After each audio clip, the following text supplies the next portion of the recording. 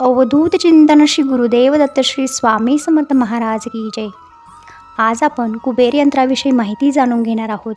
कुबेर देवता कोण आहे किंवा कुबेर यंत्राची स्थापना कशी करायची याचे महत्त्व हे आज आपण या व्हिडिओमध्ये जाणून घेणार आहोत। तर व्हिडिओला सुरुवात करण्याअगोदर मी श्री स्वामी समर्थ महाराज यांना त्रिवार वंदन कर। देवांच्या संपत्तीचे रक्षण करणारी ही देवता म्हणजेच कुबेर देवता। कुबेर देवतेला धनाची देवता असेही म्हणतात। यक्षाचा राजा यक्षराज, रावणाचा लहान भाऊ अशा विविध पदव्यांनी ओळखली जाणारी ही देवता। श्री सूक्तानुसार देवी लक्ष्मीचा हा तिसरा मुलगा आहे, म्हणजेच लक्ष्मी मातेचा मानसपुत्र असेही कुबेर देवताला ओळखले जाते। वास्तुशास्त्रानुसार उत्तर दिशेचा पालक आहे। त्याचप्रमाणे देवांचाच नाही तर मानवाच्या संपत्तीचे रक्षण करणारी ही कुबेर देवता। थोडक्यात आपण असं म्हणू शकतो की आपल्या सर्वांच्या संपत्तीचा फायनान्स डिरेक्टर म्हणजे ही कुबेर देवता आहे। अर्थातच लक्ष्मी मातेसोबतच कुबेर देवतेलाही तितकेच महत्त्व आहे। तर आता कुबेर यंत्राची स्थापना का करायची? खूप पैसा येतो पण तो टिकत नाही, किंवा पैसा येण्यासाठी मार्ग मिळत नाही, किंवा आपल्याकडे असलेले धन याचे संरक्षण व्हावे यासाठी आपल्याला या यंत्राची स्थापना करण्यास सांगितले जाते। आता यंत्र स्थापन केले म्हणजे पैशाचा पाऊस होतो असं नाही। हे यंत्र आपण चार्ज करायचे असतात। जसं आपण आपला मोबाईल चार्ज करतो, आपल्या मोबाईलची बॅटरी लो झाली तर आपण ती पुन्हा चार्ज करतो आणि मोबाईल पुन्हा यूज करतो। त्याचप्रमाणे आपण आपल्या शरीराला रोज ऊर्जा भेटावी यासाठी आपण जेवण करत असतो। तर एकदा जेवण केले म्हणजे आपल्याला पूर्ण आयुष्यभर त्याची ऊर्जा भेटते असं नसतं। तर त्यासाठी आपण रोज जेवण करतो, वेळेवर आहार घेतो।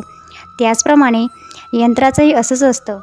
हे यंत्र देखील आपल्याला चार्ज करायचे असतात, तर त्यासाठी तेव्हा काही सेवा करायच्या असतात। आणि जर तुम्हाला सेवा दिल्या नसतील परंतु तुमच्याकडे हे यंत्र असेल तर ते विधिवत स्थापन करावे आणि आपल्याला जमेल तशी सेवा यावरती करावी, जेणेकरून या देवतेची कृपा आपल्यावर राहील।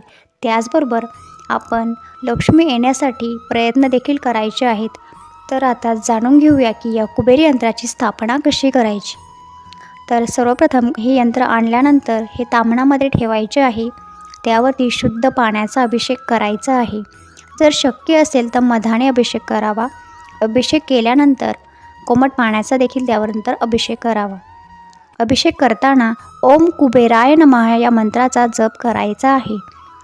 मंत्र मी पुन्हा सांगते, ओम कुबेराय नमः या मंत्राचा जप करायचा आहे। जप अगदी मनापासून करायचा आहे। या देवतेला प्रार्थना करायची आहे की तुमची अखंड कृपा आमच्या घराण्यावर राहावी, प्रार्थना या देवतेला करायची आहे। अभिषेक झाल्यानंतर हे यंत्र अगदी स्वच्छ असलेल्या कपड्याने पुसून घ्यायचे आहे। त्यानंतर एका वाटीमध्ये पिवळं किंवा लाल वस्त्र तुम्ही खाली टाकायचे आहे, त्या वाटीमध्ये टाकायचे आहे आणि त्यावरती हे यंत्र स्थापन करायचे आहे। त्यानंतर यंत्राला धूप दीप नैवेद्य दाखवायचा आहे आणि ओम कुबेराय नमः या मंत्राची एक माळ जप किंवा तुम्हाला शक्य असेल तेवढ्या माळी जप तुम्ही करायचा आहे। आता स्थापना केल्यानंतर रोज जसं आपण बाकी देवी देवतांच्या टाकावरती अभिषेक करत असतो, नित्य अभिषेक करतो, त्याचप्रमाणे या यंत्रावर देखील अभिषेक करायचा आहे। या यंत्राला धूप दीप नैवेद्य दाखवायचा आहे आणि शक्य असेल तेवढी सेवा या यंत्रावर देखील आपण करायची आहे। तर पुढचा प्रश्न असा येतो की या यंत्राची स्थापना केव्हा करायची? तर या कुबेर यंत्राची स्थापना बुधवारी करू शकतो। त्याचप्रमाणे एकादश असेल, लक्ष्मीपूजन असेल किंवा कोणताही शुभ मुहूर्त असेल त्या दिवशी तुम्ही या यंत्राची स्थापना करू शकता। हे यंत्र देव्हाऱ्यात ठेवायचे कुठे? तर हे यंत्र लक्ष्मी मातेच्या म्हणजेच आपल्याकडे जर श्रीयंत्र असेल तर या श्रीयंत्राच्या शेजारी हे कुबेर यंत्र आपण ठेवायचे आहे। तर ही अगदी सोप्यात सोपी स्थापना कशी करायची हे तुम्हाला मी सांगण्याचा प्रयत्न केला आहे। तर यंत्र नसेल तर काही हरकत नाही, यंत्र असेल तर तुम्ही हे स्थापन अशा प्रकारे करू शकता।